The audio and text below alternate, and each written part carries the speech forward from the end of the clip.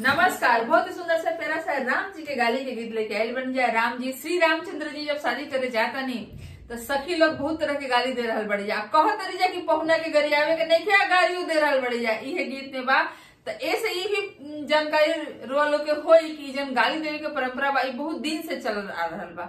राम जी भी साधा गाली दिया। हाँ, राम जी भी सुनने बड़ो आम आदमी बा, सुनी जा। अरे पहुना के गरिया जनी, पहुना के गरिया जनी, हवन बड़ा धीर हो कि पहुना के गरिया जनी, हवन बड़ा धीर हो कि पहुना के गरिया जनी।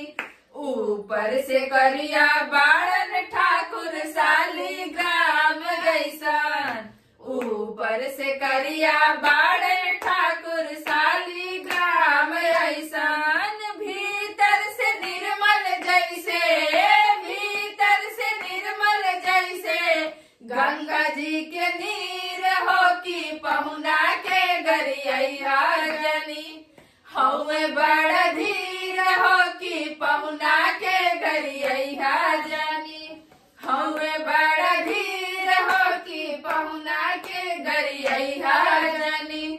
सुंदर स्वभाव इनकर सब विधि सराहे लायक, सुंदर स्वभाव इनकर सब विधि सराहे लायक।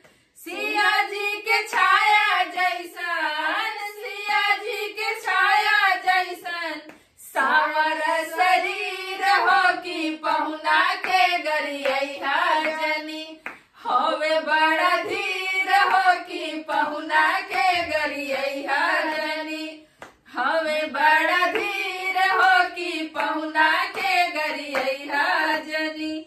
चितवन कमाल इनकर मोसू की गजब करे, चितवन कमाल इनकर मोसू की गजब करे।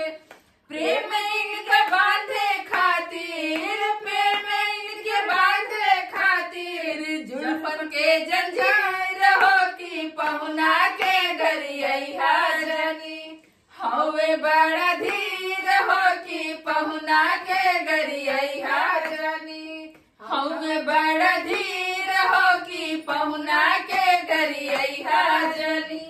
जंगल के पीछे पीछे गैया चरावत रहले, जंगल में पीछे पीछे गैया चरावत रहले।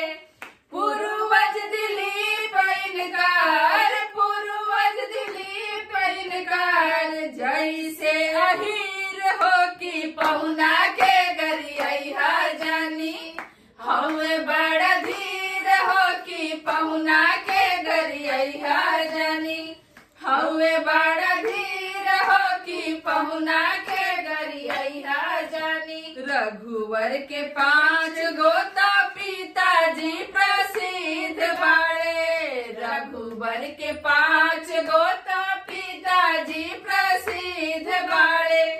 अग्नि जटायु दशरथ, अग्नि जटायु दशरथ, कौशिक दज सिर हो कि पहुना के गरिया जनी, हवे बड़ा धीर हो कि पहुना के गरिया जनी, हवे बड़ा धीर हो कि पहुना के गरिया जनी।